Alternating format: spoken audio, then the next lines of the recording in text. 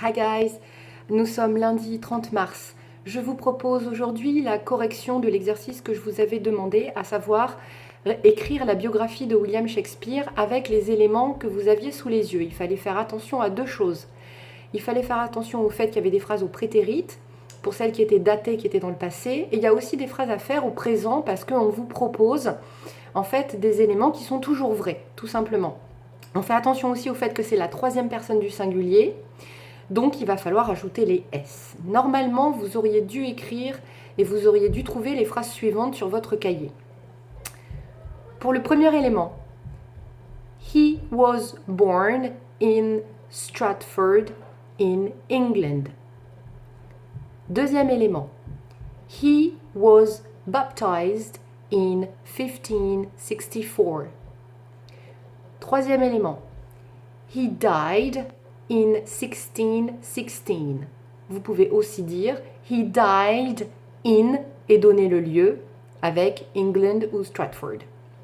Resting, c'était un petit peu compliqué le quatrième point. Il repose. He is resting. He rests. Possibilité numéro 1 ou numéro 2. Il est enterré. Il repose à quel endroit? In the Church of the Holy Trinity in Stratford, of course, in England. Occupation, on s'intéresse à l'élément métier. Là, pour le coup, c'est du prétérit. He was a playwright. He was a poet. He was an actor. Deuxième colonne. À quelle époque correspond en fait l'écrit de William Shakespeare? It belongs, elle appartient to the Elizabethan era.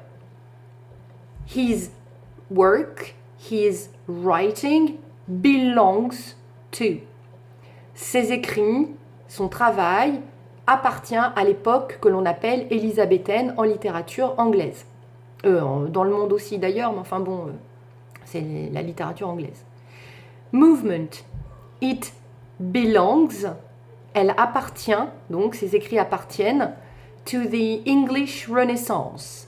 On n'a pas de mot en anglais pour le dire, on va le dire un petit peu à l'anglaise, mais on va récupérer le mot français. Donc ça appartient toujours à l'époque de la Renaissance en Angleterre. Spouses, là c'était un petit peu compliqué, il fallait comprendre le mot épouse et tout simplement dire qu'il avait été marié à Anne Hathaway. Donc en anglais, he was married to Anne Hathaway. Children, combien d'enfants a-t-il eu?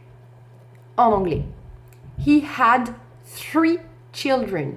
Parce qu'il fallait comprendre que he had Susanna, la première, et ensuite il a eu une paire de jumeaux, the twins, Hamnet and Judith.